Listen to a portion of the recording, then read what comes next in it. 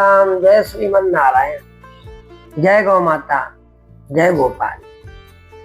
आज के सत्संग के माध्यम से हम आपको श्रवण कराने जा रहे हैं। गोदान से मनचाहा वरदान मिलता है। गौ सेवा की बड़ी महिमा शास्त्रों में गाई गई है, इसलिए प्रत्येक मनुष्य को गौ पालन गौ सेवा अवश्य करनी चाहिए।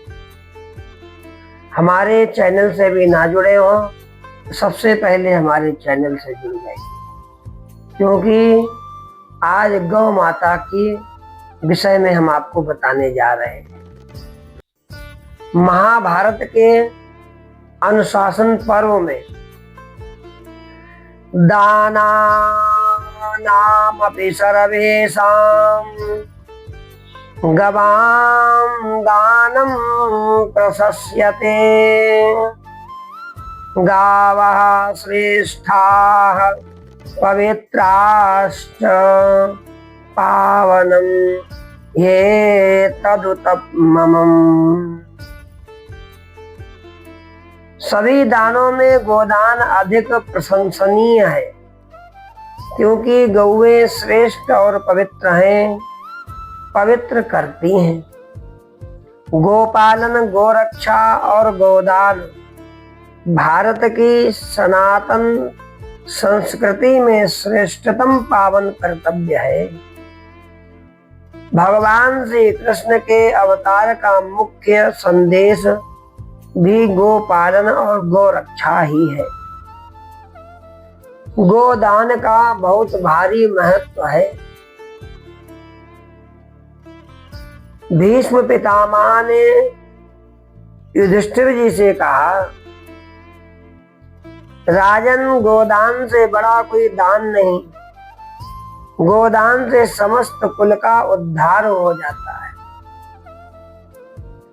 वत्सलाम गुण संपन्नाम तरुणीम वस्त्र संयुताम तब्बे दृशीम गाम विप्राय सर्व पापैः प्रमुच्यते। गुण संपन्न बछड़े वाली दुग्धवती युवा धेनु का दान वस्त्र और दुग्ध पात्र सहित ब्राह्मण को देने से समस्त पातकों से निवृत्ति होती है। ज्ञानी ध्यानी वेद पाठी ब्राह्मण को अथवा जिस ब्राह्मण की पत्नी ने बालक को जन्म दिया हो या ब्राह्मण बालकों के पालन के लिए गोदान करे, क्योंकि ब्राह्मण परिवार, धर्म और संस्कृति की रक्षा के लिए आगे आगे चलकर त्याग और तपस्या करता है। गोदान करता गौ भक्त उतने वर्षों तक स्वर्ग में प्रतिष्ठा पाता है जितने रोम गोमाता के शरीर में होते हैं। यावन्ति रोमाणि भवन्ति धेन्वाः तावन्ति वर्षाणि महीयते सः। गाय के दूध, दही, घी से यज्ञ, यज्ञ से वर्षा, वर्षा से अन्न और अन्न से मानव जीवित रहता है। यज्ञ का मूल गौ माता है। यज्ञ का मूल गौएं है। गौ सेवा से पुत्र भी प्राप्त होता है। पुत्रार्थी लभते पुत्रम कन्यार्थे ताममाप्नुयात्। धनार्थे लभते वित्तम धर्मार्थे धर्ममाप्नुयात्।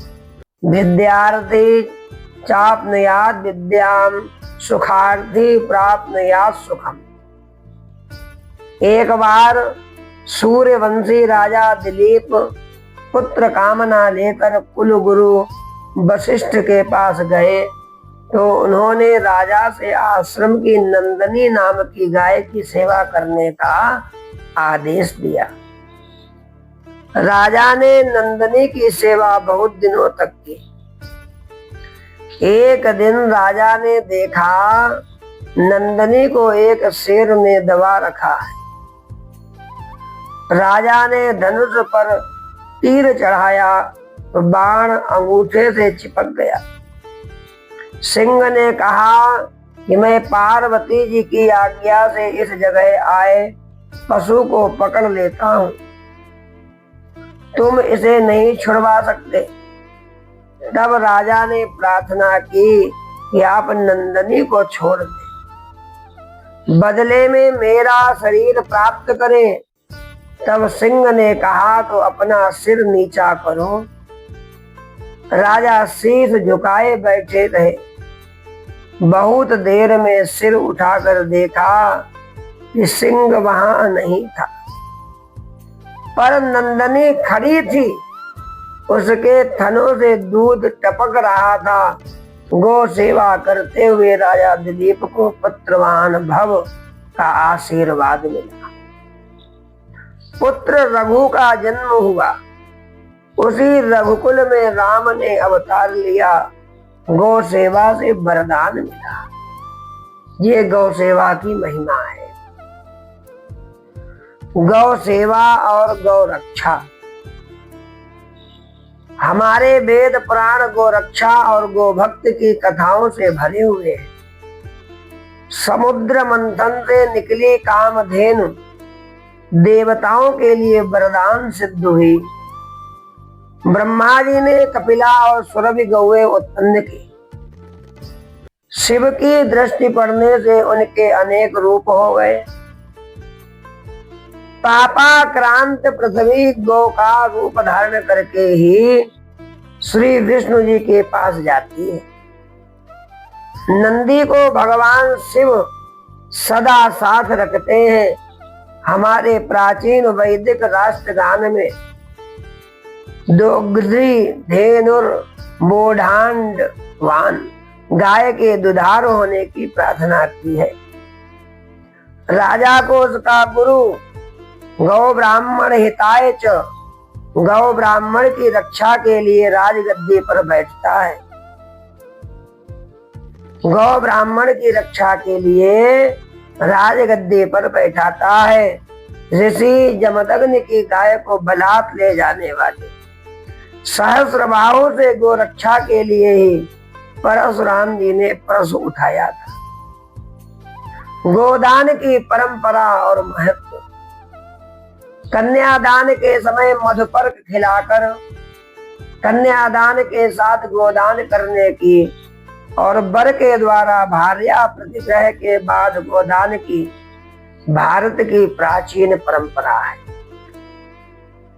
कोई भी यज्ञ साधन किया जाता है उसमें भी गोदान अवश्य किया जाता है। पितामह भीष्म युधिष्ठिर को देवराज इंद्र द्वारा कही बात बताते हैं। अमृतम वै गवाम क्षीर मित्या त्रिदासाधिपः तस्मात् ददाति यो धेनुम अमृतम सा प्रयच्छति। गाय के दूध, दही, घी, गोमूत्र और गोबर में अमृत है। जो गोदान करता है वह अमृत दान देता है। गोदान के पुण्य से 10 भयता पुत्रो माता पित्रो पितामहान दधाति सुकृतान लोकान पुनात च कुलम नरा। पुत्र अपने पिता और माता की 10-10 पीढ़ियों को तार देता है।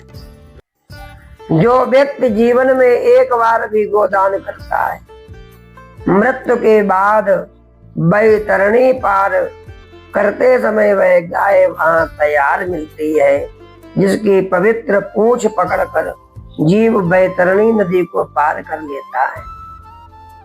प्रत्येक मनुष्य की इच्छा रहती है कि वह अपने जीवन में कभी ना कभी गोदान अवश्य करे। अनेक अवसर आते हैं जब हम गोदान कर सकते हैं। पुत्र जन्म पर, बालक के जन्मदिन पर, विवाह के दिन, तीर्थ यात्रा से लौटने पर, जीवन की संध्या वेला पर, नव संवत्सर पर, सूर्य या चंद्र ग्रहण पर, अमावस्या मकर संक्रांति पर अनेक अवसर आते हैं जब हम सुंदर स्वस्थ दुधारू समस्ता गाय को वस्त्र सहित सींगों का श्रृंगार करके गले में माला पहनाते, मस्तक और पीठ पर मांगलिक सुगंधित द्रव्य लगाकर समारोह पूर्वक गोदान कर सकते हैं। पितरों के निमित्त अमावस्या या संक्रांत के दिन नंदी वृष दान करने की बहुत पुरानी प्रथा चली आ रही। धर्म प्रेमी गो भक्तों को गोलोकवास करने की प्रबल इच्छा रहती है।